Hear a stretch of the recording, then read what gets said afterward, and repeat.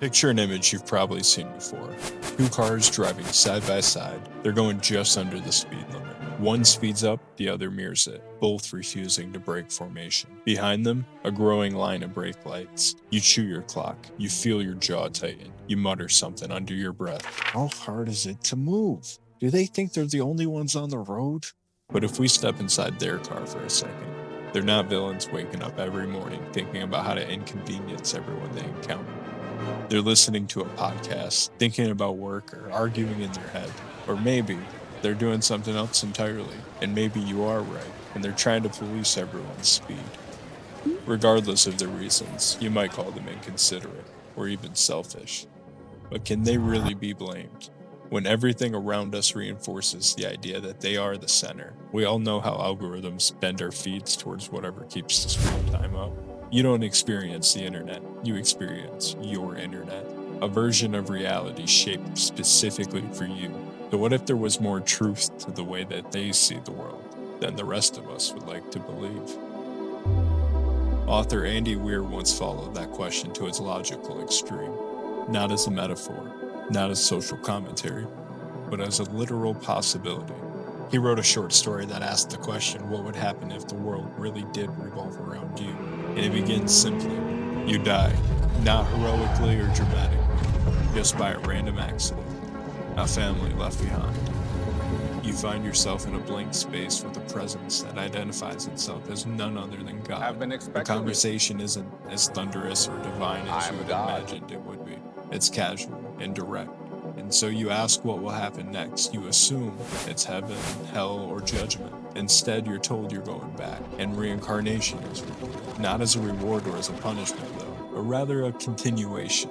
You're then told that this isn't your first life, and it most certainly won't be your last. You've lived many lives before, and you will live many more, in different eras, bodies, and cultures, all with their own circumstances. You don't remember them for now, but they've shaped you nevertheless. Of course, this leads you to ask the question everyone eventually asks. What's the point of all of this? Why the repetition? And the answer you receive is almost disappointing in its simplicity. The universe exists for one reason. Growth. Not humanity's growth. Yours. It was never about everyone. It was all for you. Every life you've lived, and every life you will ever live, is part of a single maturation process. Each incarnation expands you. Each perspective stretches you. Each experience contributing to something larger than any one lifetime could possibly contain. So naturally you ask about the others, and the answer is given to you plainly. There are none. Every historical figure, every anonymous stranger, every tyrant, and each of their victims are all you. Different lifetimes in the same consciousness. If you ever hurt someone, you will have felt that hurt. And if you ever loved someone, you will have received that love.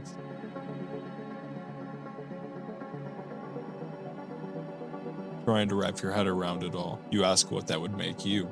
God tells you, you are its child, one of his kind. Well, not yet, as you're something still in its earliest stages of development. You're incomplete.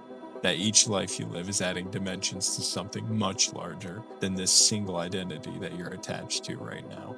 And once you finally manage to live every human life, then you will be ready to emerge as something greater. The universe isn't a stage. It's not a battlefield. It's not even a shared experience. All of the wars, all of the love stories, all of the traffic jams, the quiet mornings, they're not random events. They are the interior of something still forming, as if the universe were all just an egg. If Weir's short story, appropriately named The Egg, is right, then the line between selfishness and self-harm isn't clear. We usually frame selfishness as a moral failure.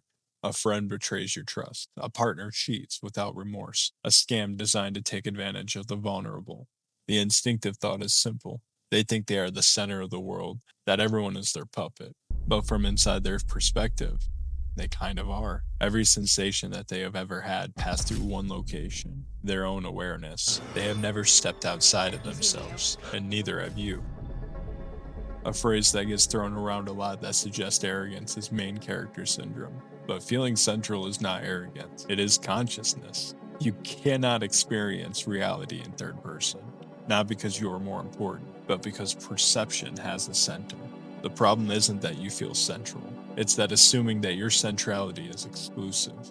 We tend to think selfish people believe that they are more real than others, but most of the time they aren't This isn't real. consciously thinking that. What is They just real? forget that others perceive the How do world you just as define we do. real? It takes effort to remember the person in front of you has a life as vivid and as complex as yours. It takes an imagination. It takes humility. It takes a willingness to admit that your internal narrative is not the only one unfolding. What you dismiss in someone else, you may one day inhabit, and what you belittle, you may one day endure from the inside, not as a punishment, but as convergence. And even if you don't take the story literally, consider what it implies. The next time you're in an argument and refuse to meet in the middle, the next time you avoid accountability or refuse to apologize, ask yourself, what are you protecting?